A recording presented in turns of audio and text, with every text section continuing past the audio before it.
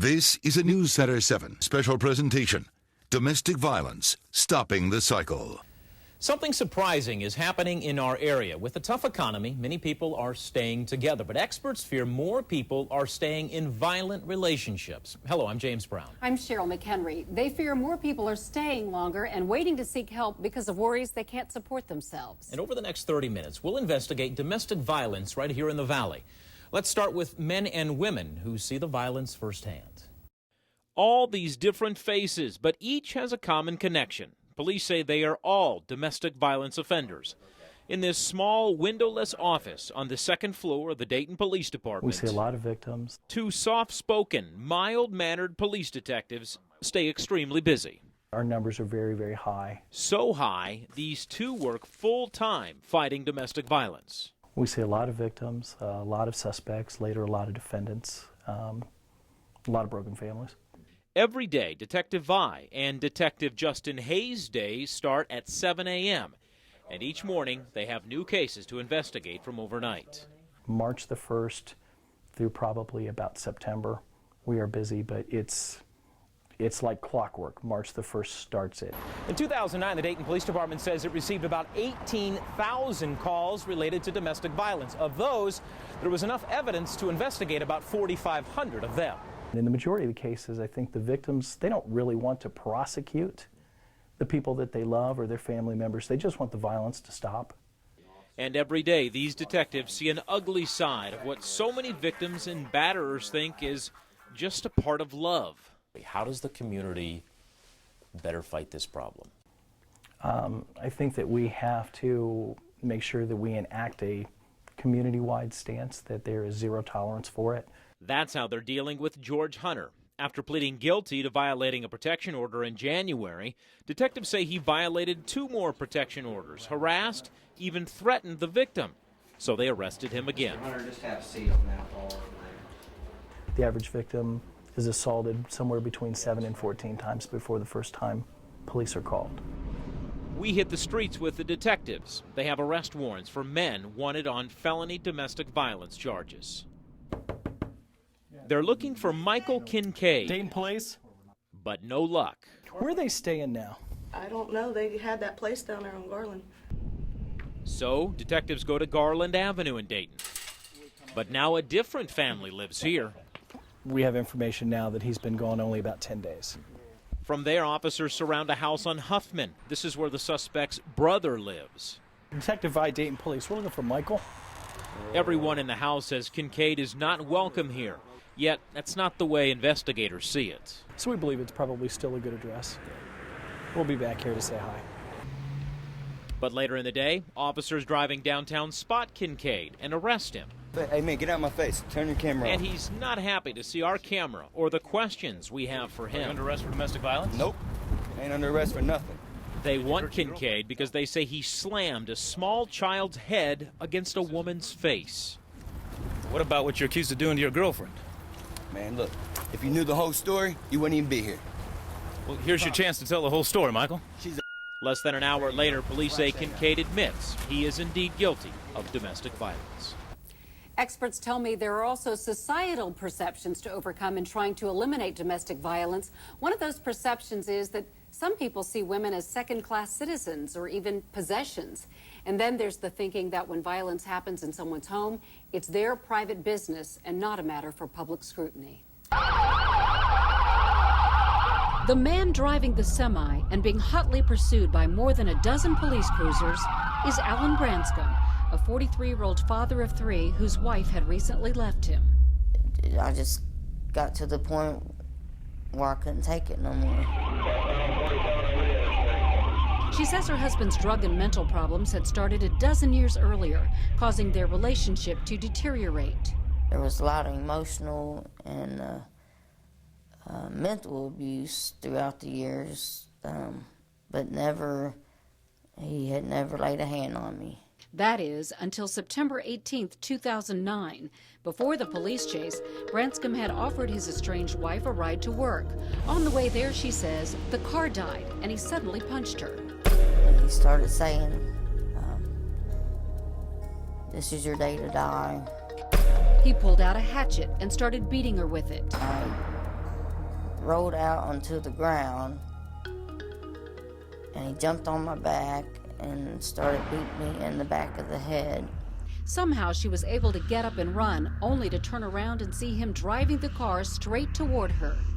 And he just hit me with the car, and I went down, and at that time I blacked out. These pictures show the impact with which the car hit the house after he ran her over and left her for dead. He had called Tiff after he hit me with the car, and he thought I was dead and said, "I just killed your mom." She suffered a fractured skull, a broken nose, and multiple lacerations to her face and head. And she's struggled to understand why her husband of nearly 20 years snapped. I would never imagine him doing something like this. Generally speaking, most batterers have a feeling that they are entitled to power and control over their partner. Patty Schwartztrauber of Dayton's Artemis Center says when a woman leaves such a relationship, it often triggers physical violence. 80-some% of the women who are killed by their partners are in the process of leaving when they are killed. She says there are other factors that can lead to physical abuse or increase its severity. For example, when we're on crisis calls, we ask people about things like, does he have weapons? Was he in the military? Has there been recent death in the family? Or, is he using substances? Has there been job loss? That type of thing. But Schwartztrauber says no victim should ever feel responsible for the violence because she didn't recognize potential triggers. I'm still learning through this whole process, but I know it's not my fault. Deputies finally stopped Alan Branscomb in dramatic fashion by shooting the radiator of his big rig. It ended a 60-mile chase through 2 counties that lasted more than an hour. Just like to apologize to my family, especially to my wife. He was sentenced to 10 years and promised to seek whatever help is available behind prison walls. When he gets out, I want him to be a better person. He said he loved her, but he tortured her, beat her, and she almost bled to death. After the break, you will hear what she went through and how she hopes you do not become the next domestic violence victim. He beat her so badly, her mother did not recognize her. He cut off one ear and bit off part of another. That's not love. That's domestic violence. And this Kettering woman was left for dead. But she survived, and this victim wants you to hear her story. We do want to warn you, you might consider some parts of this story too graphic for children. 3025 Ariel Avenue, Kettering, Ohio, New Year's Day 2006. She is injured? Oh, God, she's laying on the floor. She's beat to death. Debbie Terry is the one who called 911. Looked like she was on the cross. Her body was positioned that way. Her hair was soaking wet with blood everywhere. Her eyeballs couldn't even tell she had eyeballs. The woman she's talking about was her daughter, Amanda. I had my grandson who was 5, who saw his mother bludgeoned, beaten. I have never seen before or since a beating that savage. Kettering Police Sergeant Holly Merchland was one of the first people on the scene that day. Her face didn't even look human. There would have been no way you could have recognized, if you knew her beforehand, there's no way you could have recognized her. There were pieces of teeth. There were whole teeth. There were body parts, pieces of her ear on the floor inside this apartment. Correct. This is the man who did this, John Collins, Amanda Terry's on-again, off-again boyfriend. They started dating in the spring of 2004. Early on, he was a good guy. He was a really good guy, definitely. But that changed. He threatened her, and then he'd beat her. Oh, he cried. He would cry, tears. A grown man cry. I'm so sorry I hurt you. I'll never do it again. Over and over. After every time. She tried ending this relationship more than once. I told him he needed help, and I couldn't help him. He kept threatening to kill her and himself. I thought that it was just something that he would say. In December 2005, she finally thought she had broken free from Collins and all the violence. She thought he understood the relationship was over. But then, on New Year's morning 2006... He was waiting for me at my house. He attacked me. told me he loved me so much, and that's why I had to die. Tortured me 6 hours. Amanda thought for sure she was going to die. He picked up a liquor bottle and he beat me in the head and face with it until it broke, and when it broke, he cut and stabbed me with it.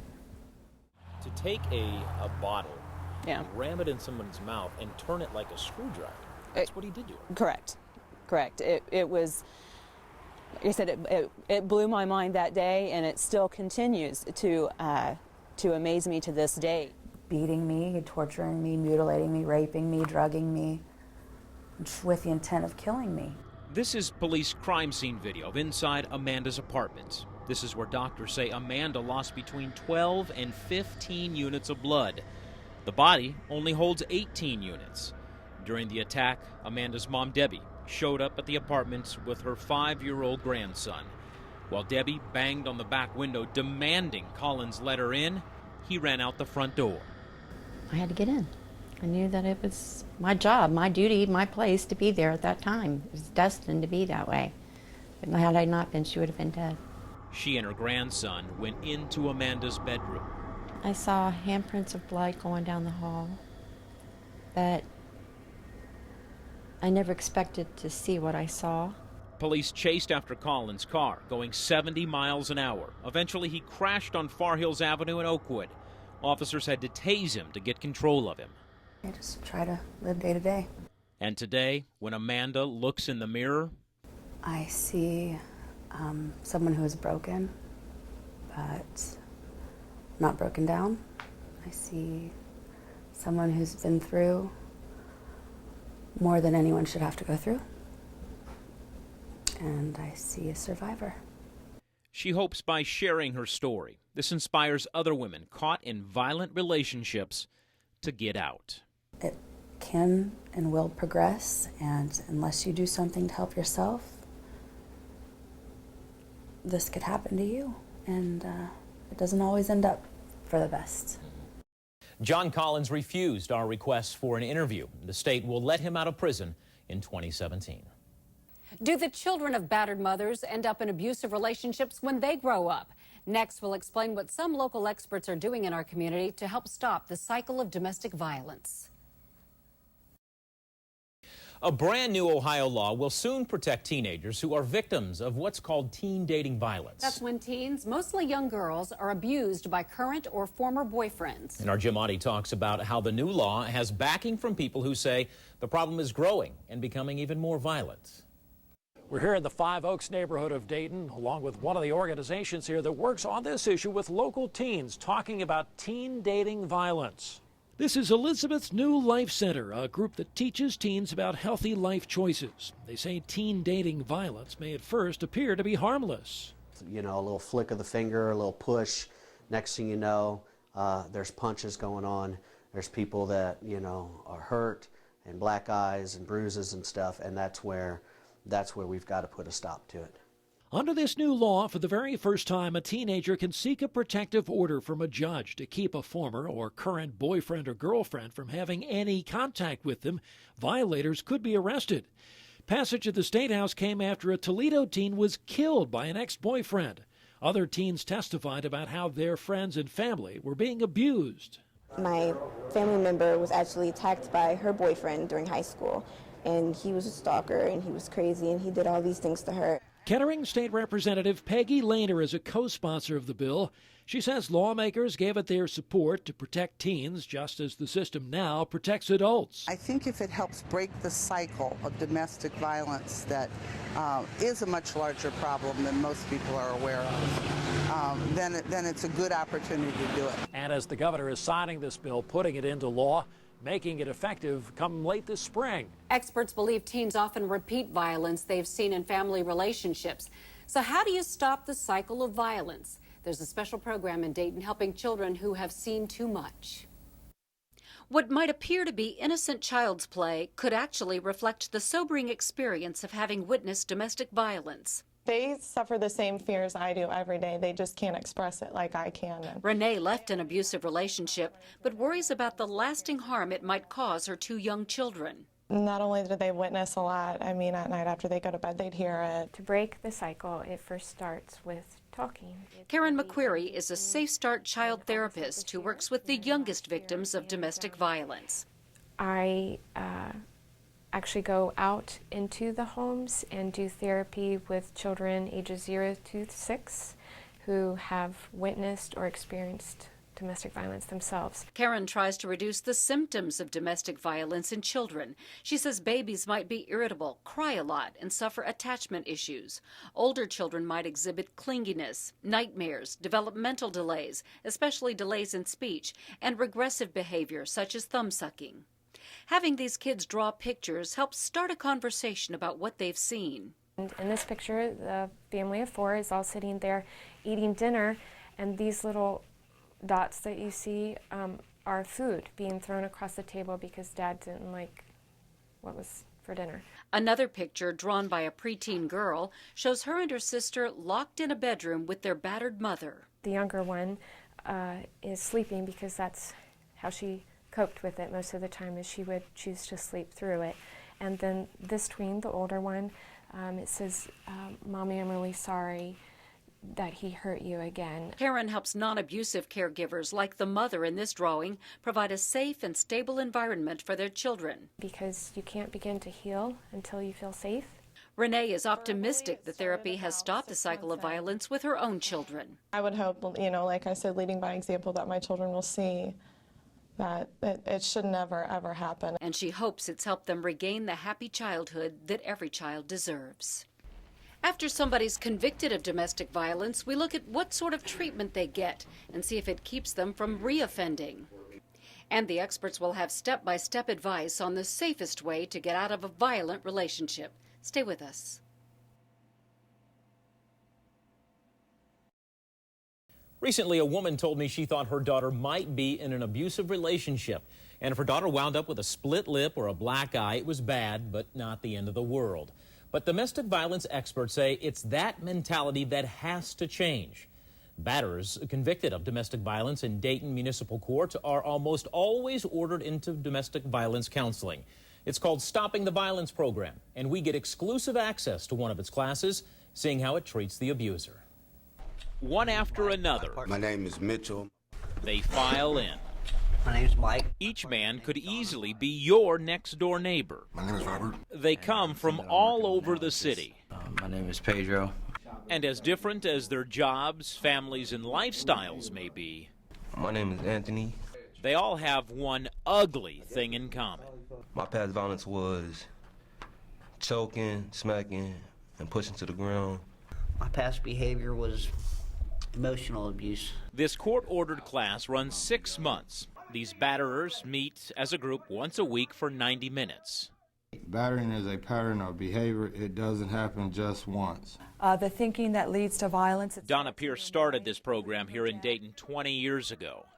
Could you give one example of a controlling way? He said he didn't like She and probation officer Justin Wright work as a team. James, what was the violence, your past violence? They get these men to open up and be honest and confront their problems. Has anybody in here ever seen yourself as a bully against her? Most of the men raise their hands or shake their heads in agreement. We will not accept someone who says they didn't do anything. They have to be willing to admit that they were violent and have some compunction to change. I was embarrassed. Mitchell's already been through this program once, and he's back after getting violent again. Pushing her down, intimidating, standing over her, yelling at her and cussing at her. I didn't give her no respect at all. He spent the weekend in jail. The judge gave him 2 choices: go back to Stopping the Violence program, or do 6 months. 6 months behind bars? Yes. And to help these men better understand what it's like to be the victim. They watch a few minutes of the movie Full Metal Jacket. You are pukes. Killing the lowest form of life on earth. And then it all clicks for some of these guys. They see themselves as the drill sergeant in their own violent relationships at home. I lost her trust. I can't even have a basic conversation with her without her thinking I'm gonna strike her or push her. Or... They don't need to control anyone else's, and we want to challenge some of their beliefs and attitudes that have contributed to their believing that dominance over women is acceptable. For a man named Mike, that was tough to understand. Secretly, I want to be able to control you. I don't want you doing things that I don't appreciate. Through this program, though, these batterers learn they have to make better choices. My new behavior is thinking before I react. But she has to be able to see you react to problems differently every single time. But what about those who say once an abuser, always an abuser? They are completely capable of change.